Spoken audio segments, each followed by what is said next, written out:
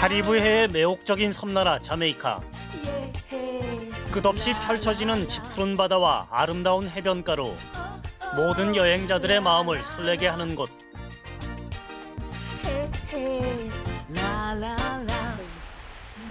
자유와 저항 정신을 담은 레게 음악의 발상지. 300여 년 전 노예로 끌려온 아프리카 사람들이 결국 당당하게 섬의 주인이 된 나라. 슬픈 과거와 가난 속에서도 자신들의 정체성을 뜨겁게 지켜가는 곳. 자메이카는 카리브해의 뜨거운 열정을 품은 붉은 진주다.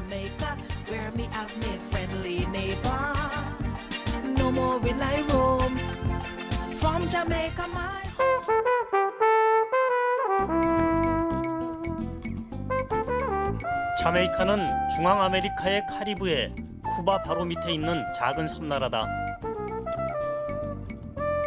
제주도의 6배 크기인 자메이카에 미국을 경유해서 가는 데만 꼬박 하루가 걸린다.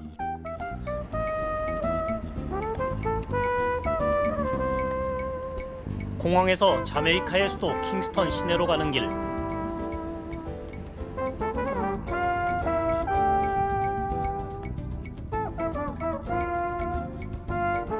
맨 처음 내 눈을 사로잡은 건 뜨거운 태양과 그 강렬한 빛을 고스란히 받아내고 있는 눈부신 바다였다. 킹스턴은 섬의 남동쪽에 위치한 천연 항구 도시다.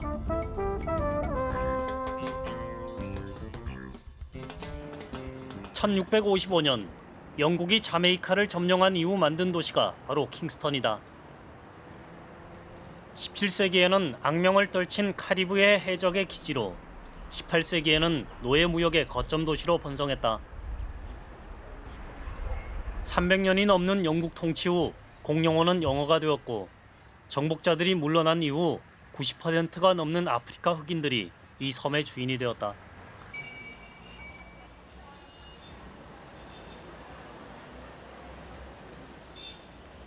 킹스턴은 크게 신시가지와 구시가지로 나뉜다. 신시가지는 정부기관과 외국계 대기업들이 자리한 자메이카의 경제, 행정, 심장부다.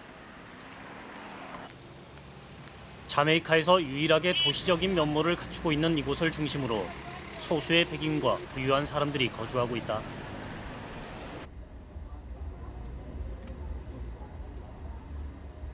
반면에 시민들 대부분의 생활 터전과 집들은 오래된 구시가지를 중심으로 넓게 형성돼 있다. 구시가지는 항상 사람들로 넘쳐나고 붐빈다. 깨끗하지는 않지만 활기가 넘치고 서민들의 취치를 느낄 수 있는 곳이다.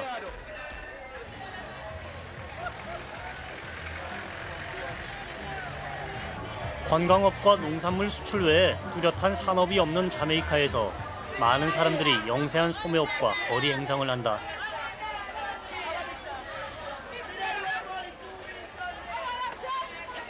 시내 한 거리에서 행상들에게 다가서자 황급히 카메라를 피했다.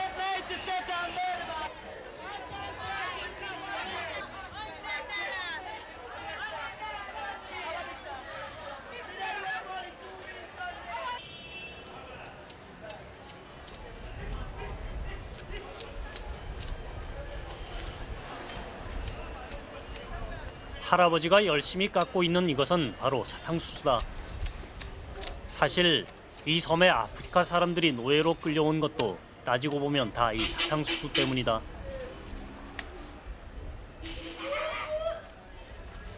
Sugarcane, yeah. Something that to make the rum and sugar and other things from. Good for your tooth and So where did you get this thing? it's buy it in the country.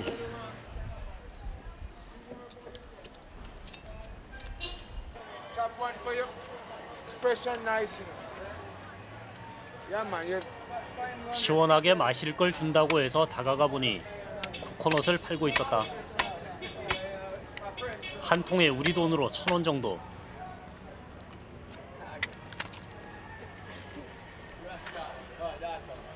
Get one for me there.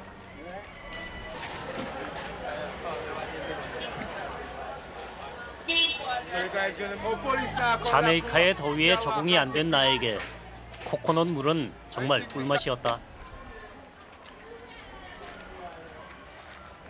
다 마시고 나면 둘로 쪼개 껍질에 풍성하게 붙어있는 과육을 먹을 수 있다.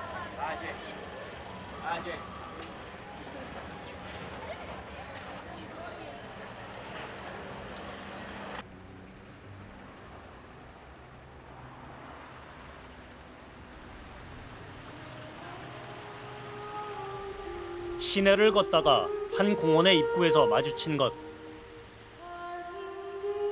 그것은 벌거벗은 흑인 남녀의 동상이었다.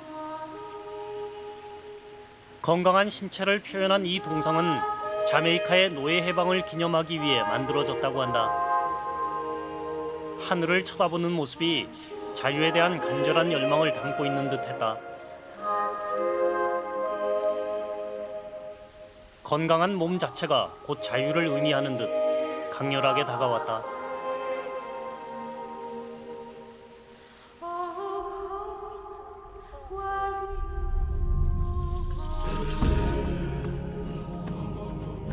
시내 중심에 있는 국립영웅묘지. 공원에 들어서면 중심엔 세계 1, 2차 대전에 참전한 자메이카 군인들의 전사자 추모비가 있다.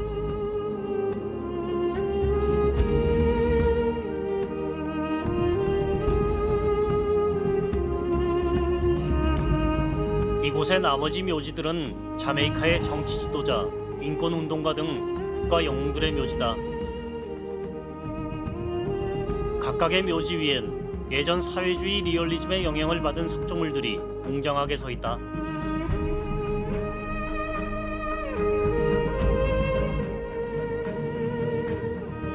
그 중에서도 내 마음을 사로잡은 건 한 노예 출신의 영웅묘지였다. 세뮤얼 샤프. 동료 노예들에게 아버지라 불릴 만큼 따뜻하고 자상했던 사람. 노예들의 비참한 삶을 누구보다 가슴 아파했던 그는 1831년 자메이카에서 가장 격렬했던 크리스마스 노예 반란을 촉발시켰다. 그해 그는 교수형에 처해졌지만 3년 뒤 영국 의회는 노예제도 폐지 법안을 통과시켰다.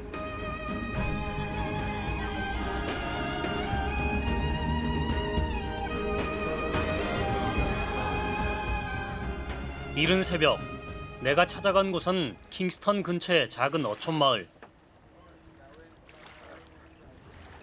자메이카는 섬 전체를 가난하고 조그마한 어촌들이 둘러싸고 있다.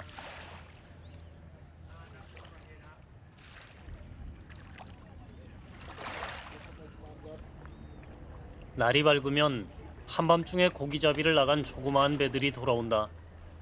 간밤에 잡은 물고기의 양은 얼마나 될까?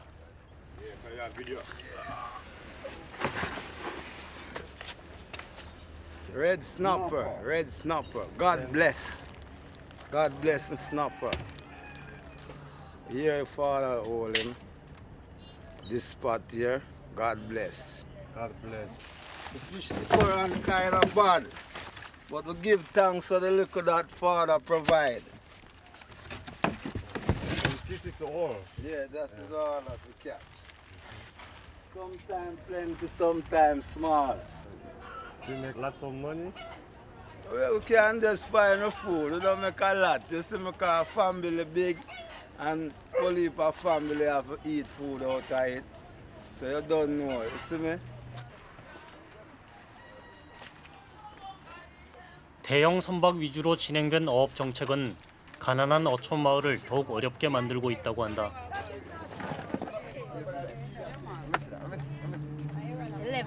하지만 이들의 삶이 불행해 보이지는 않았다. Can depend. I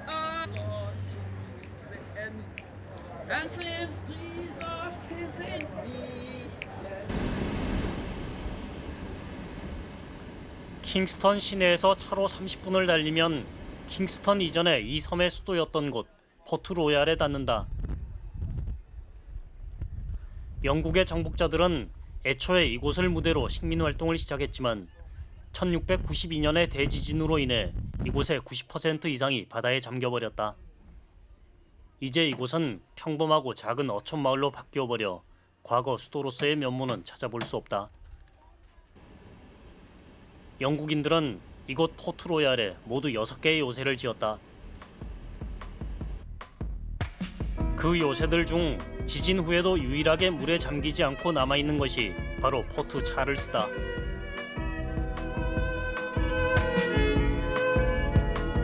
이 요새는 점령 직후인 1655년 지어졌고 이곳이 곧 영국 식민 활동의 교두보가 됐다.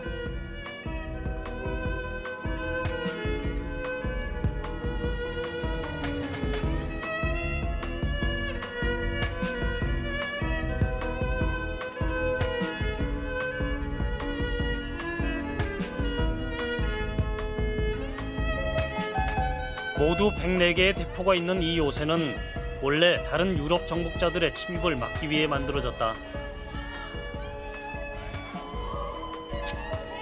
그런데 사실상 17세기의 위세를 떨친 카리브해의 해적들을 막는 데 더 기묘하게 쓰였다.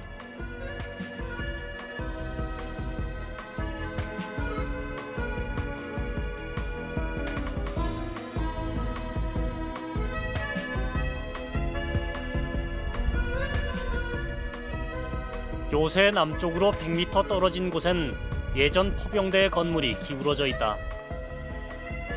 이 건물은 1907년에 일어난 두 번째 지진으로 이렇게 기울어졌는데 기디 하우스란 이름은 현기증 나고 어지러운 집이란 뜻이다.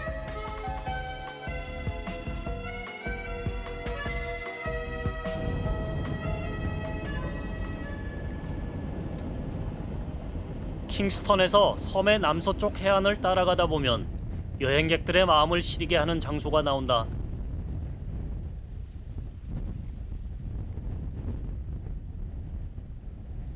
러버스 립, 연인의 절벽이라는 장소의 이름부터가 심상치 않다.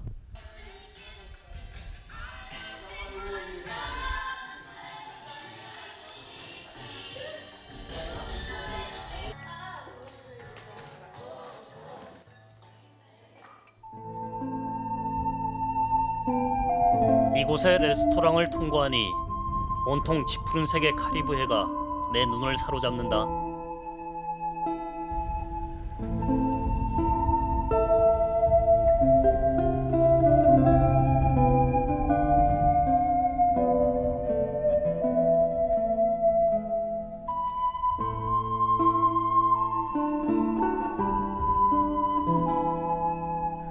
이 바다는 그동안 내가 보아온 어떤 바다보다도 그 빛깔이 깊고 아름다웠다.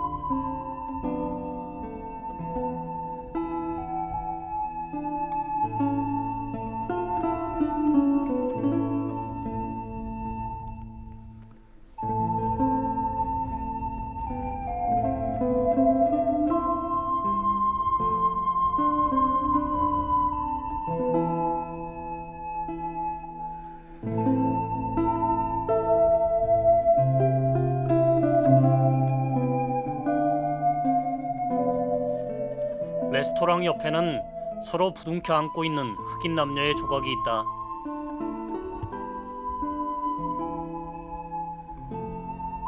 그리고 이들의 바로 뒤에는 곧바로 바다가 보이는 험한 절벽이 있다. 이 절벽에는 슬픈 이야기가 전해져 내려온다. 서로 다른 농장에서 노예로 일하던 남녀는 사랑하는 사이였지만 노예의 주인이 여자 노예를 탐내 남자를 죽이려 한다. 이렇게 아름다운 바다가 보이는 곳에서 둘은 함께 뛰어내린다.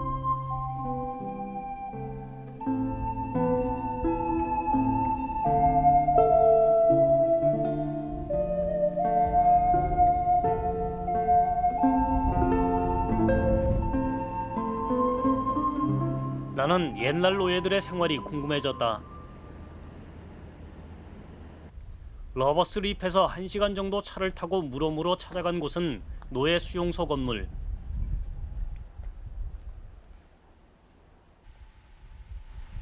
유럽 정복자들에 의해 섬의 원주민인 인디언들이 전멸당한 후 풍부한 사탕수수와 커피를 원했던 영국인들은 노예들을 이 섬으로 끌고 왔다.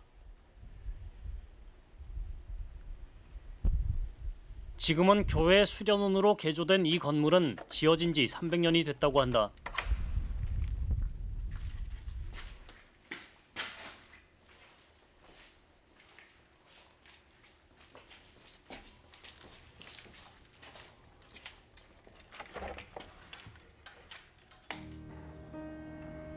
건물의 좁은 통로를 따라 걷다 보면 사각형 모양을 한 폐쇄적 구조의 건물이 나온다.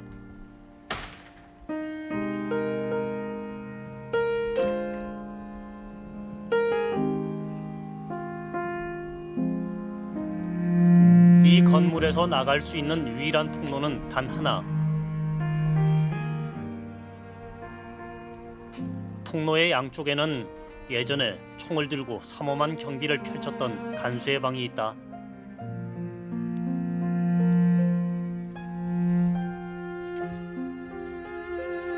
노예들이 썼던 방으로 들어가니 5평 남짓한 크기다. 한 방에 들어간 노예의 숫자는 약 20명 정도.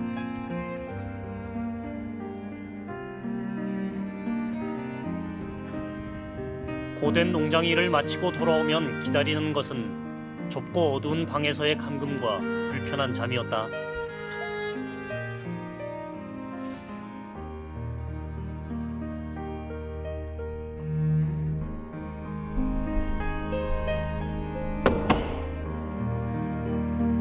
농장에서의 가혹한 착취와 고된 노동으로 수많은 노예들이 탈출을 시도했지만 대부분의 노예들은 잡혀서 이마에 주인의 이름이 새겨진 낙인이 찍히거나 모진 고문 뒤에 처형당했다.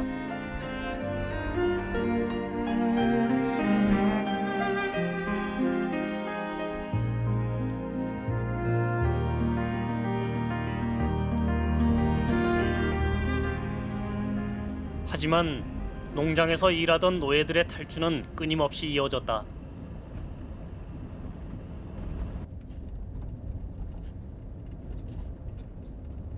맨더빌에서 차를 타고 30분 정도 내륙 산악 지역으로 올라가면 탈주한 노예들이 최초로 건설해서 만든 마을 아칸퐁이 나온다.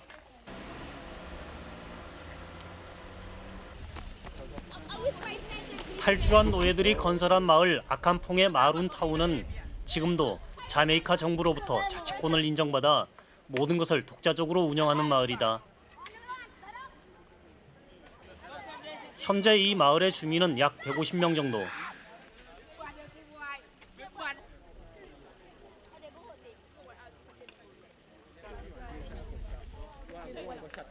자메이카 최초로 자유를 획득한 노예들의 후손으로서 이 마을 사람들의 자부심은 대단해 아직도 외부와의 교류를 끊은 채 고유의 생활 습관을 고집하며 살아가고 있다.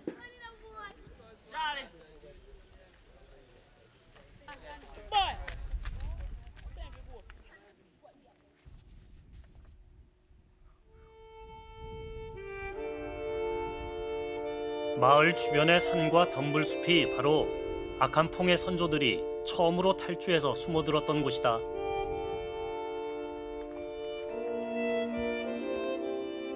지금도 덤불숲 근처엔 예전의 탈주 노예들이 영국군의 추적을 피해 숨어들었던 은신처들이 남아있다.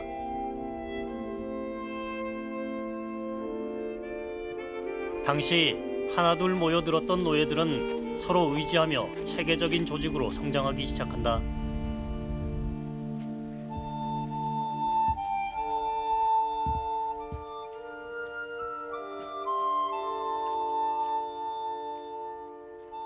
이곳은 서로 다른 부족 출신들끼리 싸움 방법에 대한 의견을 조율했던 회의 장소다. 당시 가장 강력한 군대였던 영국군에 맨손으로 대항하여 승리한다는 것은 쉬운 일이 아니었지만 험준한 산을 자유자재로 넘나들었던 탈주 노예들은 이곳을 토대로 강력한 세력으로 성장한다.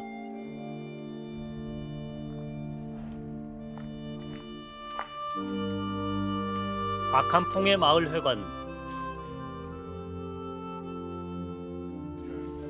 이곳에는 영국군과 마룬 조직이 맺은 최초의 평화협정 조약이 걸려있다.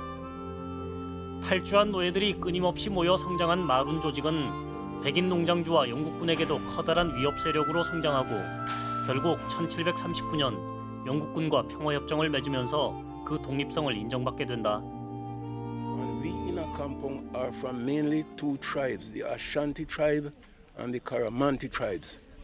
And those two tribes were the fighting warriors during the slavery.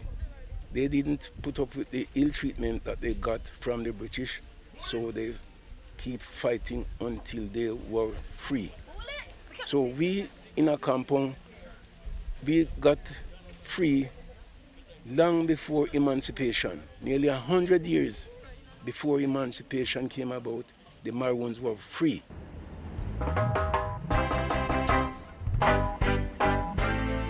킹스턴으로 돌아오는 길.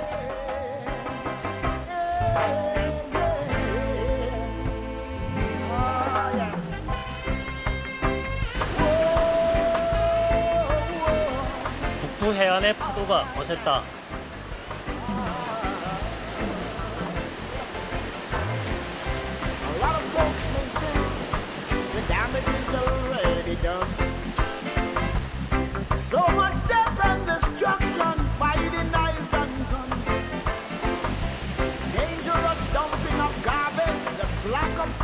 바닷가에서 자라난 아이들답게 이들은 바다를 무서워하지 않았다.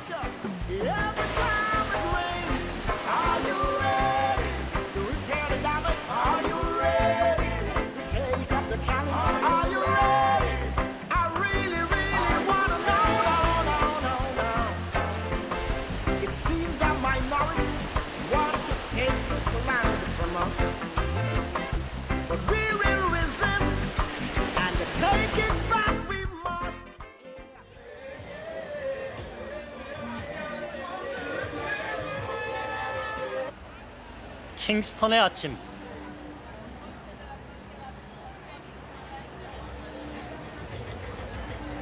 이곳도 출근 시간은 전쟁이다.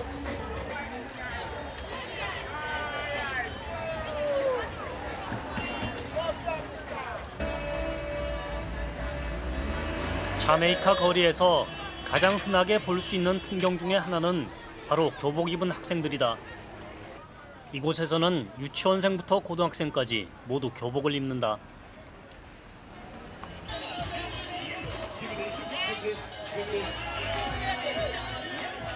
킹스턴의 세례시장.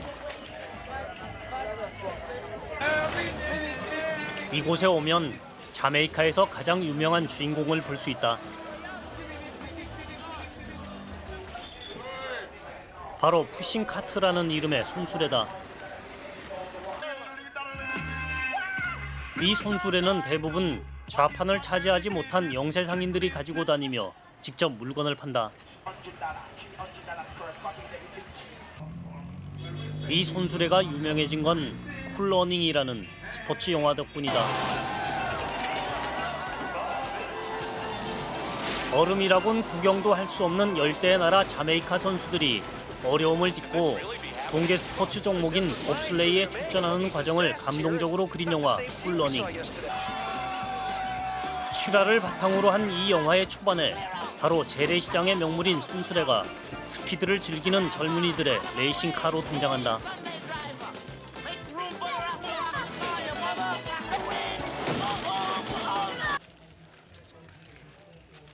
사실 이 손수레는 예전에 짐을 운반했던 당나귀 대용품으로 나온 것이라고 한다.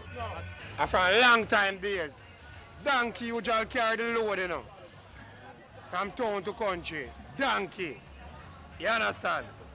Cause these they are country too, you know. Carrot, they are country too. Cause the donkey them now, the world, everything get enlarged now. So the donkey can't manage that alone. So you know them have to do a country now, they have to build them here. Carrot. What is this part? These are the brakes. The brakes to stop the car. The brakes. Okay. Go to up like the car and stop the brakes.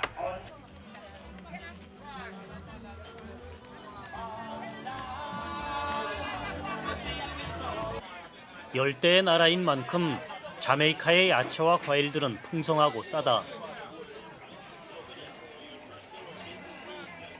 그 중에서도 자메이카 사람들이 아침 식사로 가장 즐겨 먹는다는 열대 과일이 있다. 아키라는 이름의 이 열매는 익히면 마치 우리나라의 계란찜처럼 그 모양이 변한다고 한다. 이것을 생선 요리와 같이 곁들여 먹는 것이 자메이카의 훌륭한 아침 식사다. 껍질을 벗겨서 까만 씨앗을 떼어낸 후 조리를 한다. And when the red is gone and the seed, you wash it in the boiling water. And when it is cooked, you take it out and you put a little salt in the water. Salt. Yeah, a little salt in the water when it is cooking. Okay. After it is cooked, you're gonna strain off the water. Okay. And fry up the seasoning. Little salt, little onion, scallion, piece of pepper. Yes. And when that fry, you add the haki to it. 우리 돈으로 약 2,000원 정도를 주니 일주일간 아침을 먹을 수 있는 양을 주었다.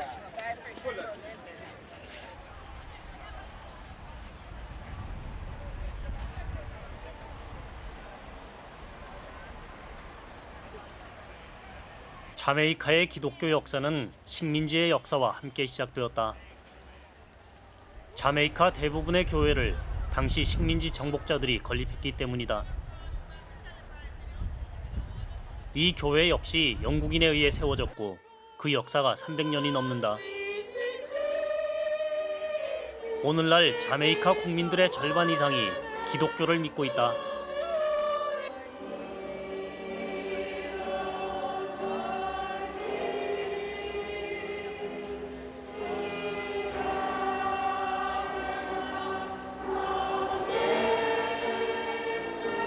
내가 교회를 찾아갔을 때 중학생 연합 합창단이 연말 성가대 합창단 발표회를 앞두고 연습 중이었다.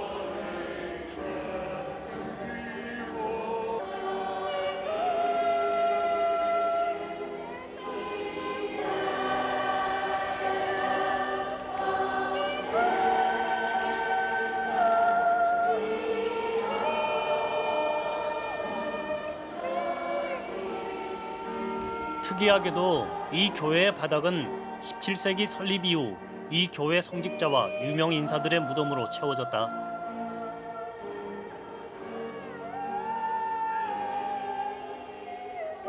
고된 노동으로 착취당하는 노예들에게 기독교는 무리 없이 전파됐다.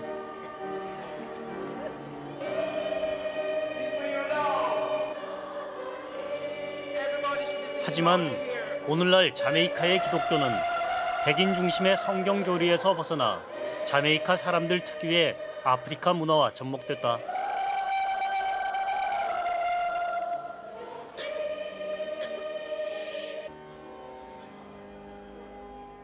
Yes, a lot of us have become very aware of our African heritage. So, people thought it was necessary to put something in the church to remind us, that we are not all Anglo-Saxon.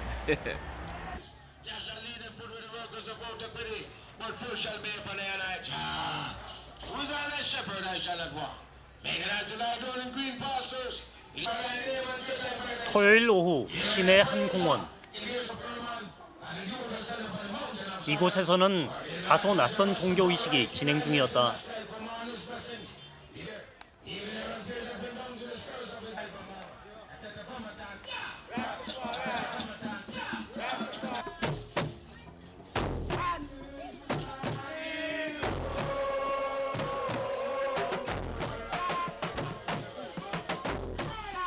라스타파리아니즘이라 불리는 이 종교는 기독교의 성서를 그 기본으로 하지만 예수가 흑인이었고 에티오피아의 전 황제를 재림한 그리스도라고 주장한다.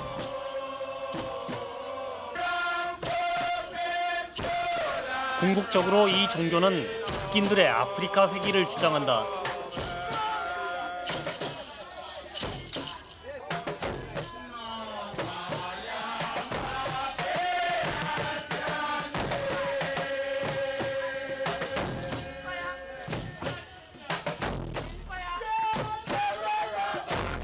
짧은 예배 후 마리화나를 피우며 춤을 추고 노래를 부르는 종교의식은 내 눈엔 마치 한바탕의 짧은 축제처럼 보였다. 아프리카의 토속적 리듬이 가미된 노래와 춤은 경건하다기보단 고달픈 삶을 잊고 서로 위로하는 내용처럼 들렸다.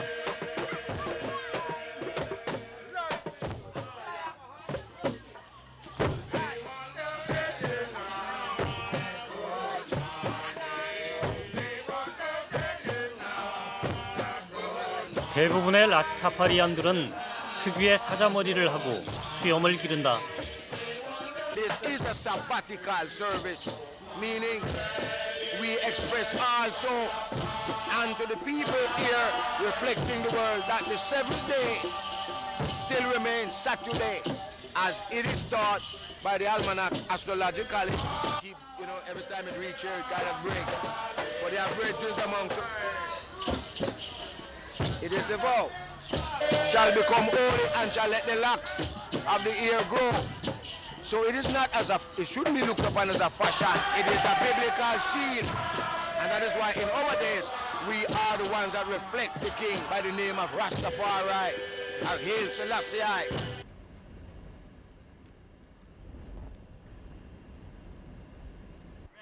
자메이카를 오면 빼놓지 않고 꼭 들러야 할 곳이 한 군데 있다. 바로 자메이카에서 탄생한 레게 음악을 전 세계에 널리 알린 음악가이자 자메이카의 국민 영웅인 밥 말리의 박물관이다. 그가 생전에 살았던 집을 이제는 박물관으로 바꿔 자메이카를 방문하는 여행객들의 발길을 사로잡고 있다.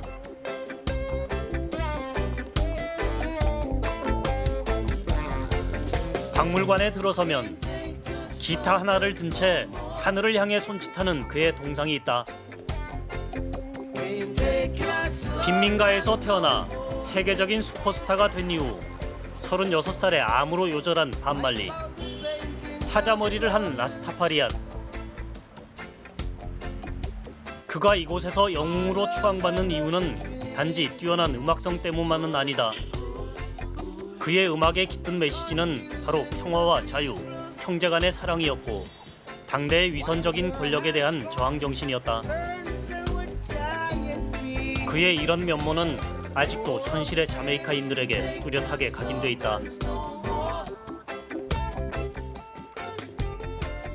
현재 이곳에는 그가 소중하게 여겼던 유품 하나하나가 잘 간직돼 있다.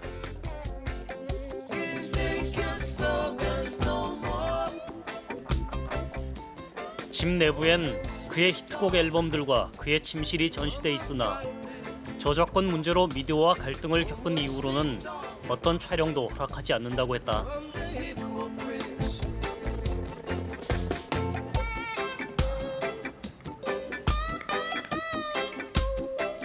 집 옆에는 1971년 밥 말리가 직접 설립한 독립 음반 회사인 터프공 스튜디오의 녹음실이 있다.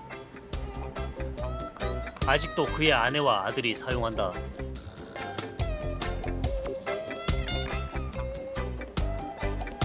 부조리한 사회와 부패한 정치 권력에 대한 저항 정신이 음악의 기조를 이루었던 밥 말리는 당대 정치인들에게 당연히 위협적인 대상이었다.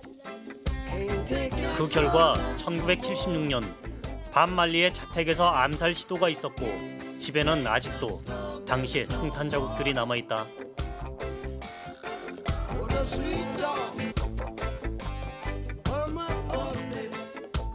Bob Marley got a graze across the chest, bullet lodged in his left elbow. He was advised by his doctors not to remove the bullet because this would leave the arm paralyzed. So he went 2 days later to perform at the Smile Jamaica concert with the bullet still in his arm. He never removed that bullet. 2년 후 밥 말리는 자신을 살해하려던 정치가들을 용서하고 내전 상태로 치닫던 정당들의 화해를 시도하는 콘서트를 개최한다.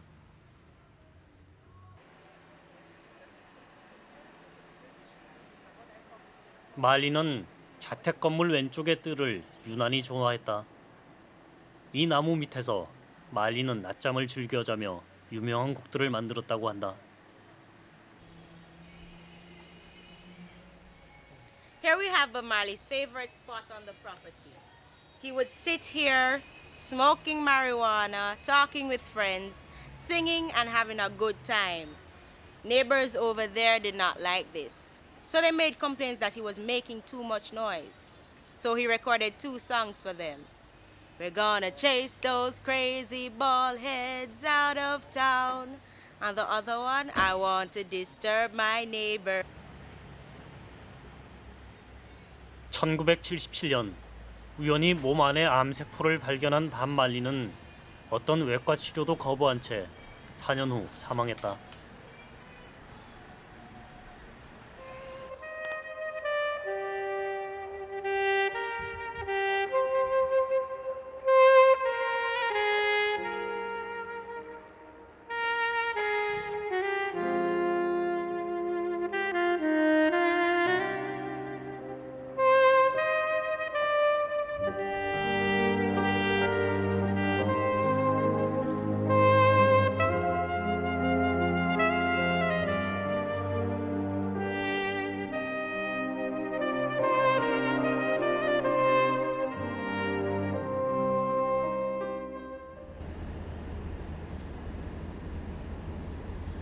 나는 카리브해 해변으로 향했다.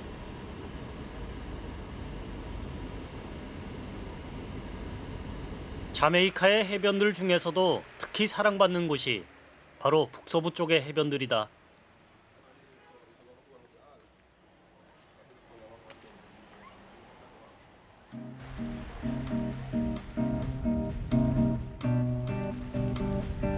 바닷가로 들어서니 목빛과 푸른빛이 뒤섞여 내 마음을 설레게 했다.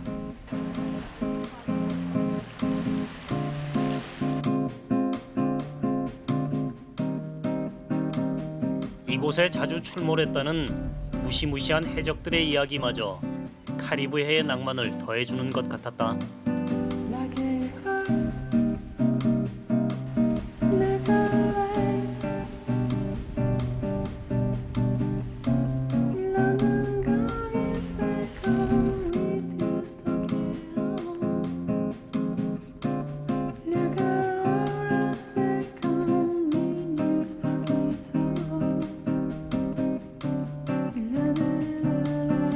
혼자만 즐기기 아까운 장소에서 가장 먼저 생각나는 사람들은 역시 사랑하는 사람들일 것이다.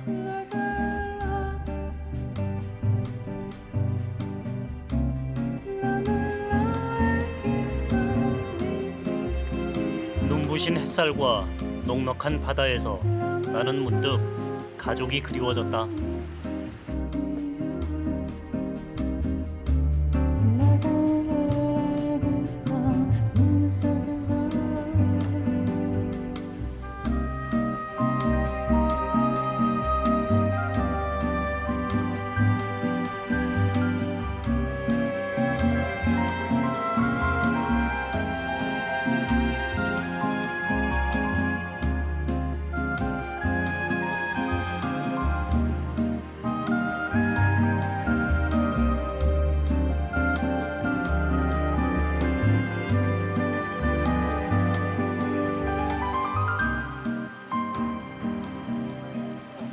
해변에서 나는 자신을 레게 음악가라고 소개하는 한 젊은이를 만났고 그는 카메라를 보고 흔쾌히 노래를 불러주었다.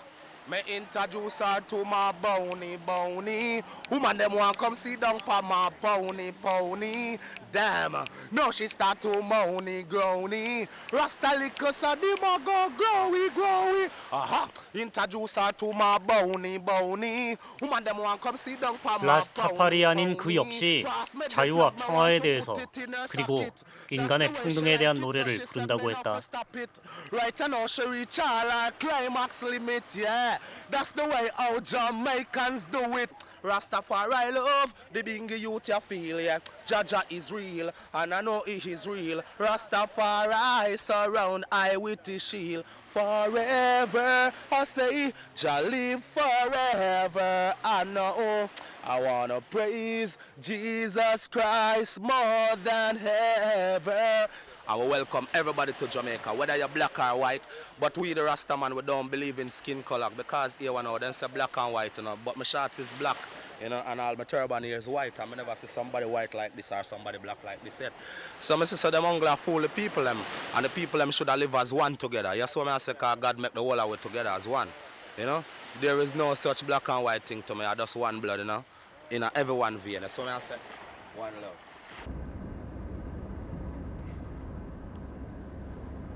자메이카의 북부 해안에 위치한 도시 오초리오스는 영국 정복 이전에 스페인 사람들이 세운 도시다. 이 도시의 항구는 해마다 40만 명 이상의 여행객을 실어오는 크루즈들의 경유지다.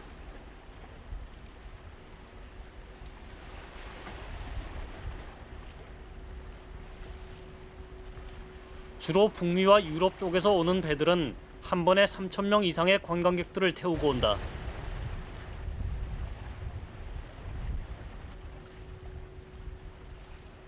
오초리오스는 크루즈 관광객들을 중심으로 형성된 관광도시다.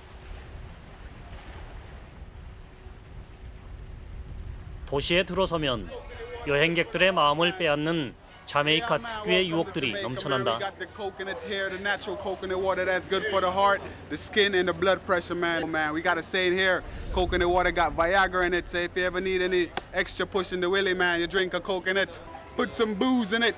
Yeah, man, we call it a Coca Loco here, man. Ice cold, man, a coconut cocktail. Welcome to Jamaica. Treat yourself and don't cheat yourself. Yeah, man, come on in, man.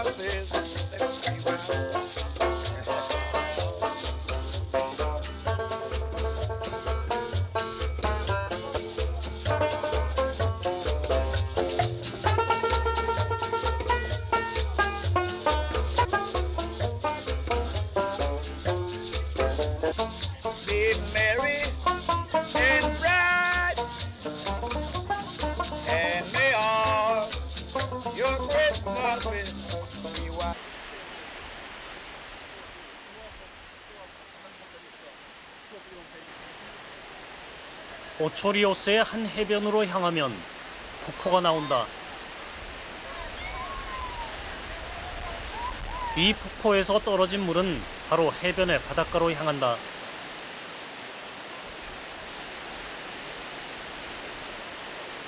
(300개) 이상의 바위들이 계단을 이룬 이 폭포의 높이는 200m. 끝까지 오르는 데는 30분이 걸린다.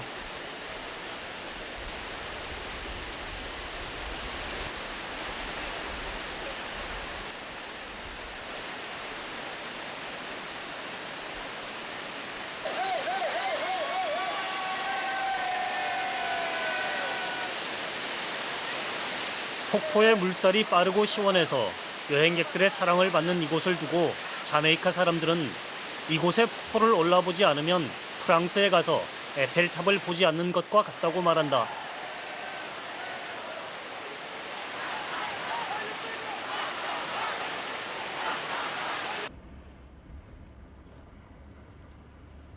오초리오스에서 서쪽 해안으로 30분 정도 차를 타고 가다 보면 그 이름만으로도 어떤 곳인지 짐작이 되는 동굴이 있다.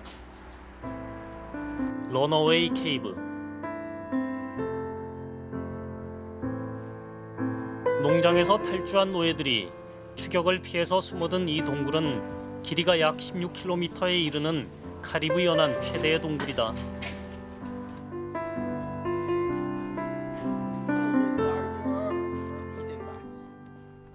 콜럼버스 시대 이전에는 이 섬에 살았던 인디언들이 주인이었고 그 이후 한때 이 동굴은 해적들의 무대이기도 했다.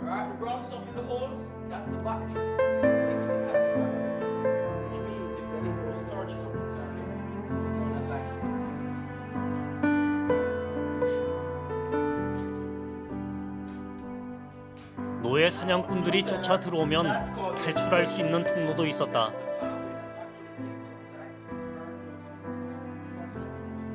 이 탈출 터널로 1km 정도 가다 보면 해변가가 나온다.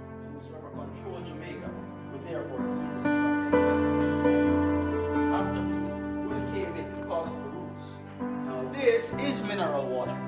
So being inside the caves, this is what the slaves would drink. All right?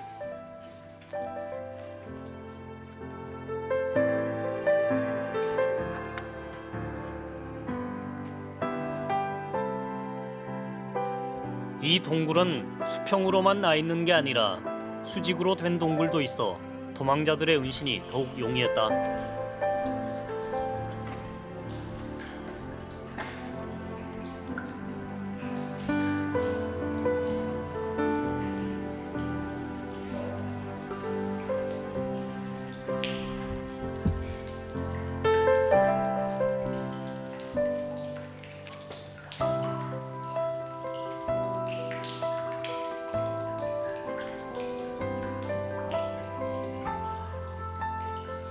동굴 안의 생태는 척박하지만 도망친 노예들이 얼마 동안 몸을 숨기기엔 최적의 장소였다.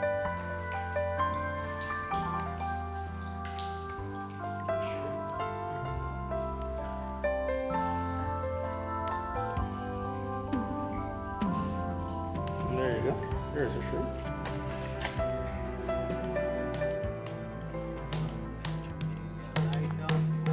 어둠 속에서는 보이지 않는 동료에게 위급한 신호를 보낼 수 있는 바위도 있었다.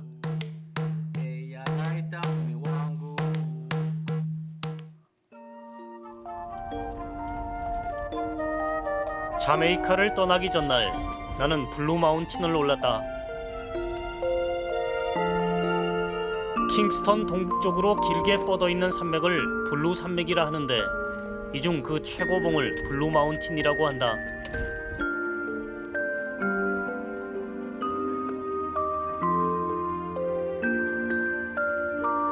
해발 2200m가 넘는 블루 마운틴은 연평균 5000mm가 넘는 비가 온다. 풍부한 강수량과 서늘한 기후 조건은 블루 마운틴 산 이름 자체를 유명한 커피 브랜드로 만들 정도로 훌륭한 커피를 생산해내는데 제격이라고 한다.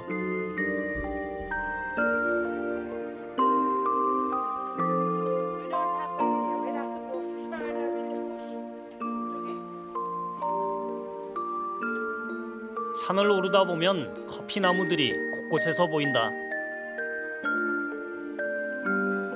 생산량이 많지 않아 값이 비싸고 고품격에 속한다는 블루 마운틴 커피는 이 나라의 주요 수출품이기도 하다.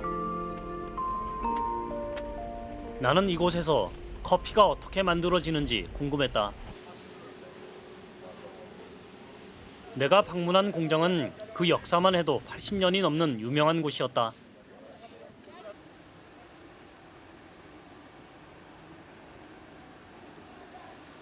현재 이 공장은 6,000명이 넘는 농부들로부터 커피를 구매하는데 모두 법적으로 블루 마운틴 지역이라는 공인을 받는 제품이라고 한다. 자메이카에서 수출되는 블루 마운틴 커피의 3분의 1 이상을 바로 이 공장에서 생산하고 있다. 특정한 고도 이상, 즉 해발 1000m 이상의 고도에서 자라난 커피라야만 블루 마운틴이란 이름이 붙는다고 한다. 사실 노예의 슬픈 역사가 시작된 것도 따지고 보면 이 땅의 사탕수수와 더불어 훌륭한 품질의 커피 때문이기도 했다. 블루 마운틴 특유의 깊고 우아한 커피 맛에 유럽 사람들은 열광을 했고 노예들은 높은 고지대까지 끌려와서 커피를 재배했다.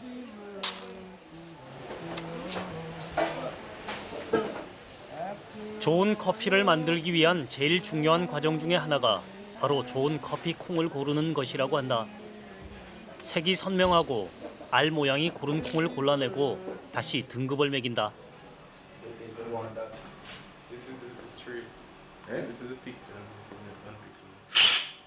블루 마운틴의 명성을 지키기 위해선 엄한 품질 검사가 필수적이다.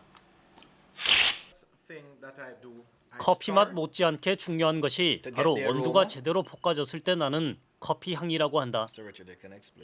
You have a situation where our coffee is very mellow, it It is sweet, it is balanced, it is indeed more than a coffee. 너무 비싸. 한국에서는 제대로 된 맛을 보기 힘들다는 블루 마운틴 커피 한 잔. 그 깊고 그윽한 맛을 잊지 못할 것이다.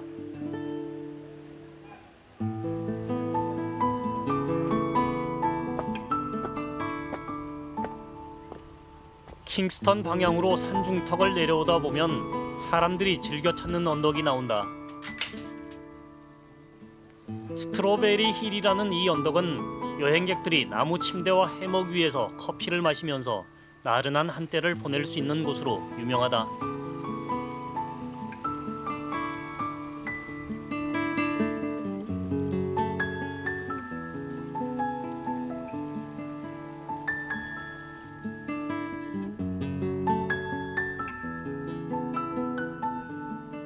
아래를 내려다보니 킹스턴 시가지가 한눈에 들어왔다. 여행의 끝에서 내려다보는 킹스턴 시가지가 어느새 황금빛으로 물들고 있었다.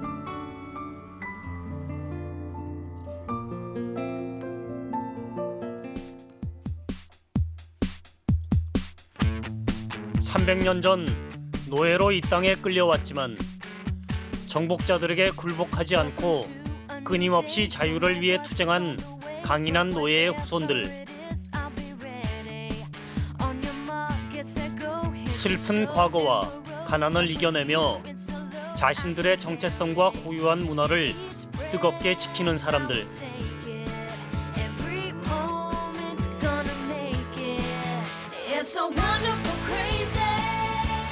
내가 만난 자메이카와 그곳 사람들은 아름다운 카리브해의 붉은 진주였다.